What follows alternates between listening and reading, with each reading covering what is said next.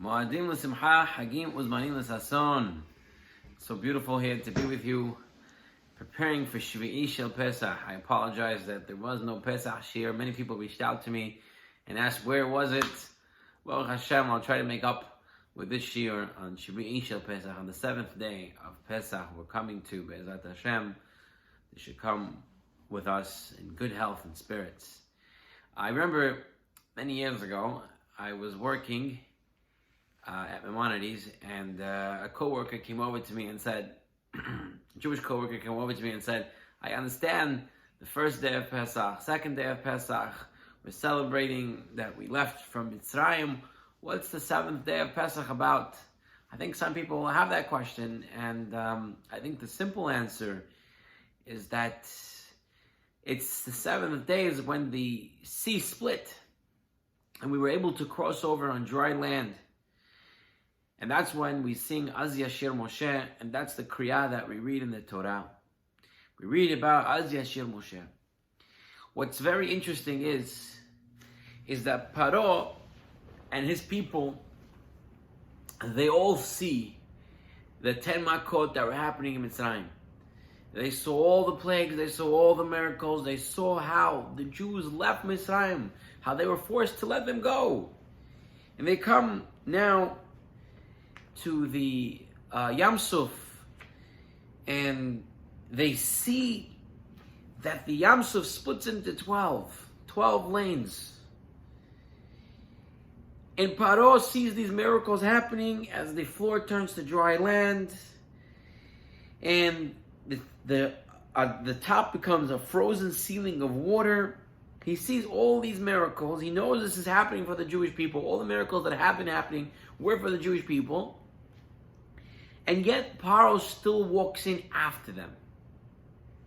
Why would he think that the miracles would be for him? Doesn't he know it's for the Jewish people? What rationale did he have to think that if he walked in there as well with his people, they would come out safe? So this question is asked by the Ramban, and the Ramban answers the question. The Ramban says that before the sea split, Hashem caused that a strong wind from the east to blow all night. So the Egyptians were under the impression that it was the strong wind that caused the sea to split. And therefore, if it was a natural occurrence due to wind, they also can go through. But the Ramban says, even though it's impossible for the wind to split the sea into 12 separate lanes, this part they disregarded and chased after the Jews because they so badly wanted to harm them. Rav Yaakov Galinsky, Zecher Tzadik Lebracha, shares an amazing story that helps us understand this concept. There was a man, a drunk man. He was addicted to alcohol, and he would always drink and bring shame on his family, rolling around outside on the streets. They couldn't stop him from drinking, but they wanted to talk to him so maybe that he can minimize his drinking. So they made him agree to a deal that he'll only drink if he has company. He can only drink with someone else. And that was a promise that he made, and he was a man of his word. He's a drunkard, but he was a man of his word. And he would not drink without company. One time he had the urge to drink, a very strong urge to drink. He sat around waiting for someone to come by in the middle of the night to drink with him. Nothing doing. Nobody's coming. He's getting impatient. He says, you know what? Someone may come soon. Why do I have to wait for him to come and then pour the wine? Let me prepare the cups now. So he takes out the cups. He pours the wine for him. He pours the wine in the other glass. He has 2 glasses now. The fumes of the wine, the smell is intoxicating. It's luring him in. He wants to drink it, but he's a man of his word. So he's not going to drink. He's waiting for company. Waiting. And then his eyes brighten. He smiles. He sees a fly landing on the opposite glass, right on the rim. He says, now I have company. So he picks up the cup and he drinks his. He looks at the fly didn't drink the cup. He says, you know what, I'll drink yours too. He drinks the second cup as well. Now, could it be that he really thought he had company? Could it really be he thought he had company? He wanted a drink, so he found a way to rationalize the drinking. He found a way. Why is it okay? There was a fly, so you see, there was somebody here. Same thing by Paro. Paro wanted to harm the Jewish people. It didn't make sense. He's putting himself in danger. Some way to rationalize, even though it's not a full rationalization. It's not a good rationale because it's wind won't split into 12. But they oversee this. I remember hearing a shir once from a Rosh Hashiva, Rav Reisman Shlita, where he spoke about Paro, how Paro convinces himself to go after the Jewish people and to go into the sea. The question is, Paro sees miracle after miracle after miracle. Don't at some point you wake up and realize that, there's a God that's protecting the Jews. There's something here. I should take more caution. So they bring an interesting concept. The Chazal tell us, brought down the Gemara, that the first time someone does an Avirah, he feels very bad. He knows it's wrong. But unfortunately, if he does the Avirah again and again and again, it becomes like a mitzvah to him. How can someone think an Avirah is a mitzvah? The more you do something, you create your own reality and you start to believe that reality.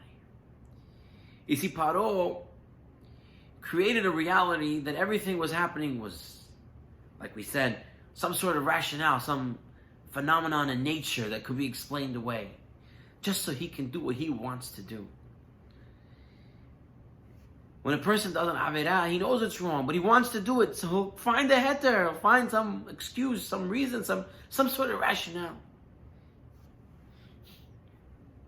Rav Reisman says that once a family member of his went to a hospital, wasn't feeling well, and the reputation on that floor that the nurses were very mean.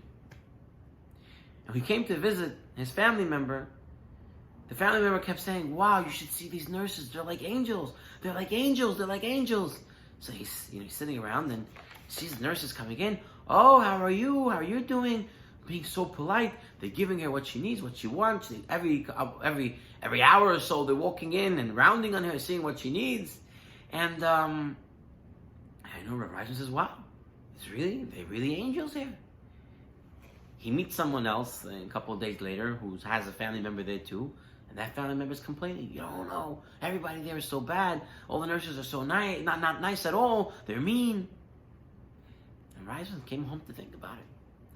And he said, my family member created her own reality. In her mind, she thought that everyone was nice. So everyone became nice because she was nice. She said everybody was nice. Everybody was nice. She told them that they were nice. She told them they were angels. She created a reality for herself. You get to create your own reality. The Reisman shares over a story that in Africa, in a certain place in Africa, when a man is courting a girl to marry, they give the father of the girl cows. And depending on the quality of the girl, they would give 1 cow, 2 cow, 10 cows would be like, you got a really good catch. And it was very unheard of. There was one man, when he got engaged, he gave his future father-in-law 10 cows as payment to marry his daughter. It made the headlines in all the African newspapers because no one ever heard of 10 cows. 4 cows, 5 cows. That's enough. That was already too much. This guy gave 10 cows. So the journalists decided they had to cover the story. They have to know What's so special about this girl that she got 10 cows? Her father got 10 cows when they got married. So the journalist travels all the way to their house, and he starts to talk to the husband. The husband says, "What do you want? She's such a great catch. She's a 10. I had to give her 10 cows. She's that special." So the journalist says, "Okay, very nice. Can I meet her? Can I meet your wife? Can I talk to her a little bit?" Comes in, and the wife, he doesn't realize anything special, doesn't see anything, something, out of the world. Nope. A 4, a 5 cower, 4 cower. So he speaks to the wife. She goes away. He talks to the husband again. He says, "Listen, I'm looking at your wife. Everything's very nice. I'm very happy for you guys. But I don't see why you gave 10 cows. So this man said to him, "You see, I gave 10 cows for her. So in my mind, she's always a 10. And that creates his own reality. That his wife's a 10. You create your own reality. You do what you want to your life." Shlomo Melech says in Mishlei, "Tov lev mishtet tamid." A person with a happy heart is always feasting. Why? Something bad happened, but he doesn't look at it. He finds the good in it. He finds the way to spin it. He says Dayenu. He says thank you, like we spoke in the show over Pesach. He says Dayenu, he say thank you on what he could find. Ilu Hodsianu, I find this part, and this part I can say thank you for, and something else I can say thank you for. So he's happy about it. He creates his reality. You can create your reality. You can create a reality to be happy. You can create a reality to be bad. You can create a reality to not see the truth. You can create a reality to see the truth. Don't be like Paro. Don't create a false reality, fooling yourself. But create a reality that you see the good. You see the happiness. It's not fooling yourself to see the good. It's training yourself to appreciate Hashem's kindness. I want to move on to a third lesson. As the Jews come to the Yam Suf, the Yam Suf will eventually split. In Hallel we read, Hayam Ra'ava Yanos, the sea saw and fled. What did the sea see? That it fled. And Hazal tell us, it saw the casket, the Aron of Yosef HaTzadik. And what does that have to do with another? What does that have to do with one another? So Hazal explained, Yosef HaTzadik, when he was tempted by Potiphar's wife, he was able to withstand the temptation and run out and leave his garment behind and get into trouble because of that. But because he fled, the Yam Suf fled before him and the Jewish people. 600,000 men, aside for the women and children, left Mitzrayim. Paro sees all this huge slave labor workforce leaving. He decides that he can't let them go, like we just mentioned. And he decides to run after them. And it says that Paro gave chase, that he harnessed his own chariot. His servants were saying, "Paro, let us do it for you." Paro said he's going to do it himself. He was very excited, had a lot of spirit in him to go after the Jews. He wasn't lazy. It was well planned out. What went wrong? Why did he lose? Chachamim tell us. Because many years earlier, when Yosef HaTzadik was informed that his father came to Mitzrayim, Yosef also harnessed his own chariots. His servant said, "Let us do it." Yosef said, "No, it's my mitzvah to see my father kibbud av. I'm going to do it myself." And he went. You see, when a mitzvah is done, you can never tell when a good deed or a mitzvah or a simple word of encouragement to someone will stand you in good stead. Nothing you do is ever lost. It comes at a time, Yancha Hashem beyom tzara. Hashem answers you in a day of distress. Sometimes the mitzvot we do, the tefillot that we do, we don't see it right away. That's because Hashem is keeping it for a day that we're really going to need it. A rainy day. Something's going to go on in life, and we're going to need it. The Midrash tells us a very interesting story. Rabbi Akiva said, when I was traveling at the sea, I saw a ship which had been wrecked, and I was greatly concerned about a Talmid Chacham who was on that ship. On arriving at the place, I noticed, or Akiva said, I arrived at a certain place and I noticed the Talmid Chacham sitting there and asking questions. I said to the Talmid Chacham, my son, how did you get out of the sea? You were on that boat. And the man said, the Talmid Chacham said, Rabbi, thanks to your prayer and my behalf, one wave tossed me to another, and so on until they brought me to shore. I asked, the Akiva says, I asked the Talmid Chacham, what good mitzvot did you do that you were rescued from drowning?